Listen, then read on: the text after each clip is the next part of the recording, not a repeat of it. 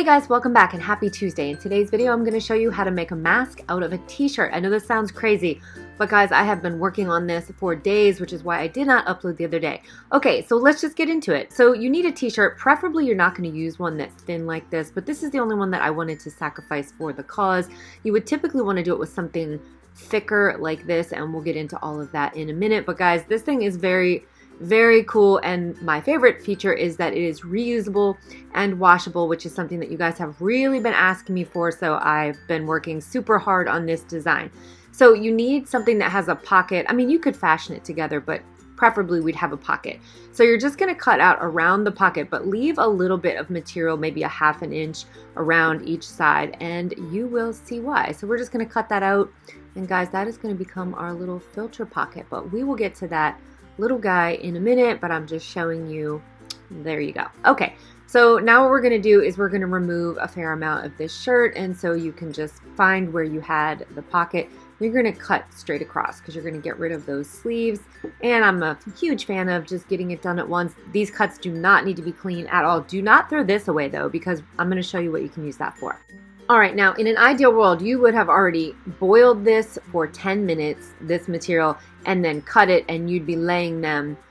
So again, boiling it. And the reason you would boil it is because it shrinks the fibers, and then you would let it air dry, because it just helps to make that nice tight weave. And based on all the research I've been doing, in a lot of poor countries, that's what they do. They take material and they boil it for 10 minutes, they let it air dry, and then they stack it. So it's straight grain, cross grain, and I'll show you what I mean by that at the end. But guys, you're just cutting off the sides there. That's what you see me doing. And then we're going to use these pipe cleaners. Now, this is just to give it more form. You do not have to do this. I mean, this is meant for people who are in a, hey, I have no other options, but I do have a t-shirt. You don't even need the glue gun, but you know, if you want it to be washable, then I would definitely use the glue gun. All right, so what we're going to do is find the center seam of the inside of the shirt, and we're going to take a pipe cleaner. And guys, it doesn't matter what color pipe cleaner. And look, if you've watched any of my other videos, so many of you were so concerned about my fingertips. So I decided, oh wait, I have this little tool. Let me use this. All right, so now that we have put that on the one edge, we are going to find the other edge. Oh, there you are. Hello. And we are going to do the exact same thing. We are just going to add yet another pipe cleaner. I feel like I'm becoming the MacGyver of masks, but here we go again with this hot glue. And if you guys are worried about it getting through to your table or the layers sticking together, you can always stick like parchment paper between it while you are using the hot glue. Okay, so now that we have our pipe cleaners in place, we're going to glue that edge. There'll only be one open edge, and we're just going to glue it together. So drop a line of glue, a pretty thick one if you can, as close to the edge as possible. Again, doesn't matter, and I'm going to show you why. It does not have to be neat, guys. We're just going to get it into place, and then we will fix it up in a minute. Let it cool for about 3 minutes, and then flip it inside out. You have a pillowcase. No, I'm just kidding. It's not nighttime. It's time to keep working.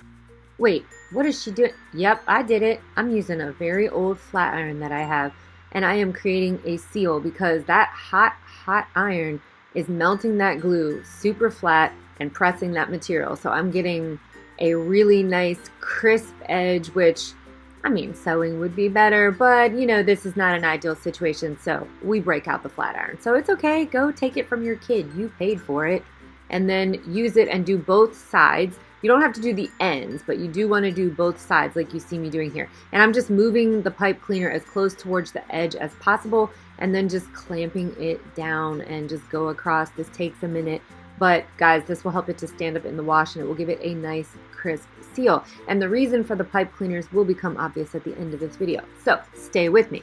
All right, now what are we doing? All right, we are creating the folds of a surgical mask. Why? Because it gives us more protection, it makes it easier to cup to our face, and it just allows for a little bit more breathability. And that pipe cleaner on the side is really going to help you keep those pleats in place while you get them sorted. So you basically fold down, 2 inches, and then you go up in little increments. And guys, it doesn't have to be exact. You know, I did a 2-inch fold on the first one, and then I just pulled it up in about 1-inch pleats. And then after I had my pleats in place, I took a pipe cleaner, and you see me just kind of putting it down in there into where the pleats are. And I'm doing this so that I can help form this to my face after it is done, and just to help make it a little bit more rigid. So, oh, yep, you guessed it. That's right. It's time for Mr. Glue Gun. He is getting paid overtime this month And there we go. So now we're just going to go through and we're going to glue all 3 of these into place. Ouch. Okay. Oh, hello, tool. Thank God. All right, and then I usually cut a lot of this stuff out to speed the video up, but a lot of you want to see it happen more than once. So here you go. Merry Christmas. I'm showing you. This is what happens for any of you that like to skip ahead. I guess skip ahead and sorry. Anyway, so here we are doing number 2, and then, okay, we're not doing number 2. That's disgusting. We're making a mask. All right, there. Now all 3 are in place. And, no, they're not. Wait. There we go. Now we're cooking with gas. Okay, so once you have all 3 of them in place, then what we're going to want to do, all right, now that they're all in place, what we're going to want to do is, find your center mark, and you want to be marking this at roughly the 3-inch and 9-inch mark. So if 6 inches were at center, basically the point is that you are doing the outer perimeter of the mask, right, of where it would hit your middle of your cheeks. And you're doing that because you don't want to glue it all the way across, because then it won't expand and come up under your chin like we want it to. Again, we're using the technology and design of a surgical face mask. So we're going to press it together because I've decided that I want to keep my fingerprints. That's a personal decision.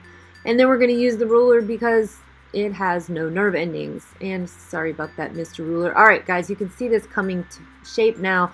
Now we need to take our little pocket friend and bring him back. Hello, Mr. Pocket.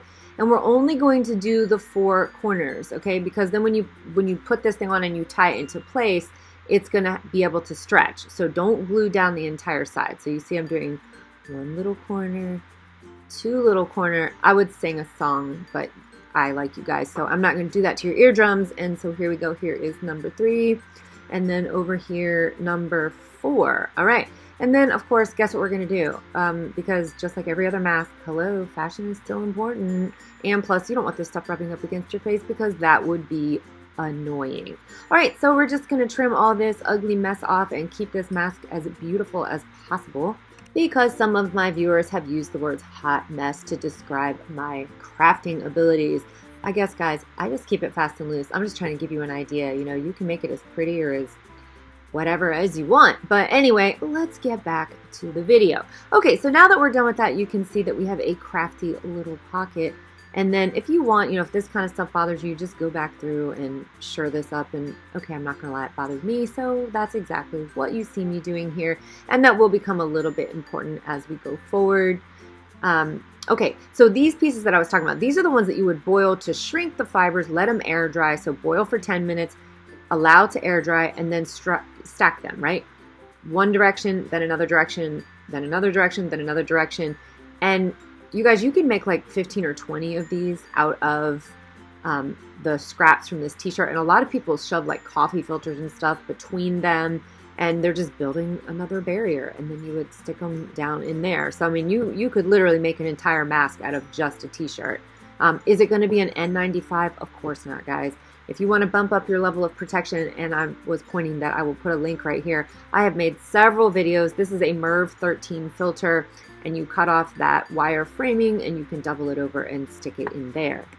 All right, so it's your choice, guys. You could put a activated carbon filter in here, put whatever you like in there. I mean, the point is that you can customize it any way that you want, your choice, depending on whatever level of protection you want or need. So now that we are done with Mr. Pocket, this is great, but how do we put it on our face? That's right. I have a solution for this. Okay, so we are just going to find that pleat, and we're going to cut up about 3 inches. And again, guys, this does not have to be perfect. I think I'm going to measure it here for you. Yeah, there we go. 3 inches.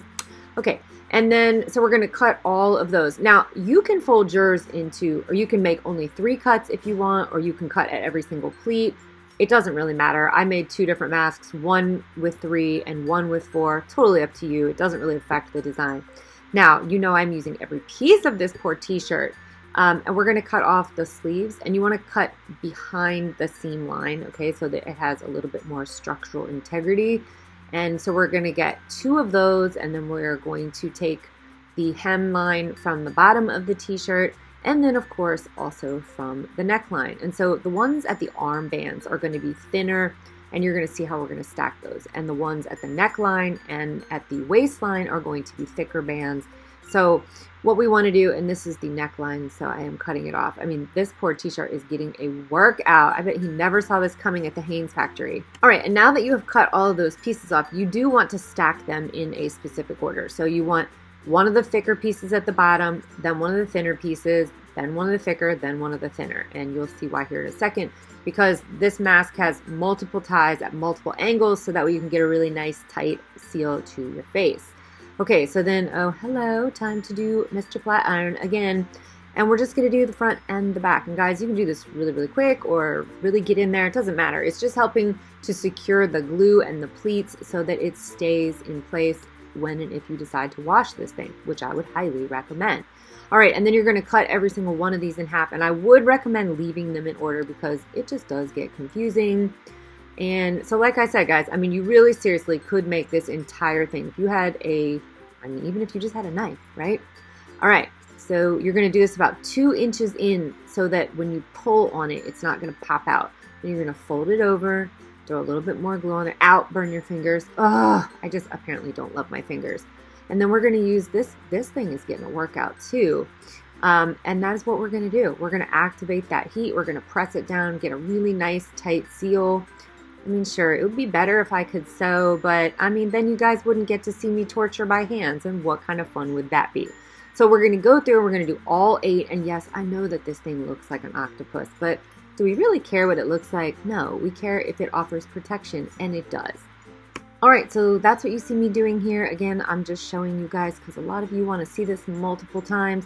So you're just, you put the glue down and then you just tamp it down. And then this is kind of what it looks like. I know this thing looks a little bit crazy, but we're not really going for high fashion here. We're going for protection. And let me take this opportunity to say that, of course, this is not an N95 mask. Okay, guys, this is a homemade mask that is giving you an option to have something rather than nothing, okay?